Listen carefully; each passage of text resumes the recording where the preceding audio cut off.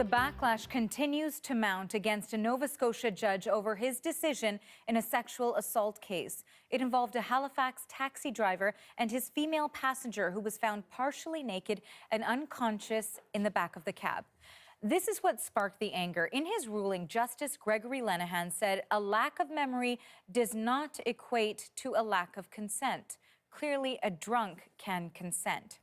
Now, one of the people now calling for Justice Lenehan's removal is Glenn Canning. He's the father of Rehtaeh Parsons. The young teen was sexually assaulted after drinking alcohol.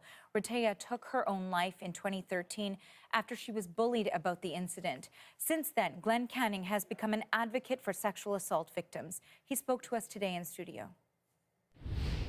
With the case here in Halifax, though, I think this case, more than anything you'll ever see, highlights how broken our system can be in a few ways. In the first way, you can look at evidence that was produced here where there's red-handed caught pulling up his pants by a police officer. And the other way you can see how the system is broken, to me, is that you start with a presumption of innocence for a perpetrator, and that's rightfully so. That is the hallmark of our criminal justice system.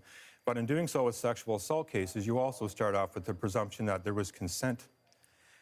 You don't do that with any other kind of crime. You don't do with an assault starting off with the man wanted to get punched in the face, and let's argue about if he did or didn't. With sexual assault, you do this. And when you do this, you allow every single rape myth and stereotype to enter into a courtroom. So when he passed by his ruling, we could see very clearly what those myths and stereotypes are. He pulled right out of thin air that she was drinking and therefore the inhibitions could be down. She was drinking and therefore it's involved risky behavior. It could involve regret after sex. Every single thing that you can think of that is so insulting and disgusting to a victim of sexual violence came right out of his mouth in a courtroom. And he just pulled it out of thin air. He has no reason to believe that this young woman who just wanted to take a cab home would be in a state like that willingly. It's disgraceful. And I am at the point now with rulings like this where it's irrelevant. And so many people, I think, will tell you, there are so many advocates now saying, I just can't recommend people go to the police because they're going to end up with this. They're going to end up with a judge like this sitting behind a bench. And they're going to end up, and I really want to know, too, where the politicians are in this case, especially the politicians who are doing these appointments, the politicians who are putting people like this behind a bench to pass a judgment on a sexual assault case when this is what's in their head.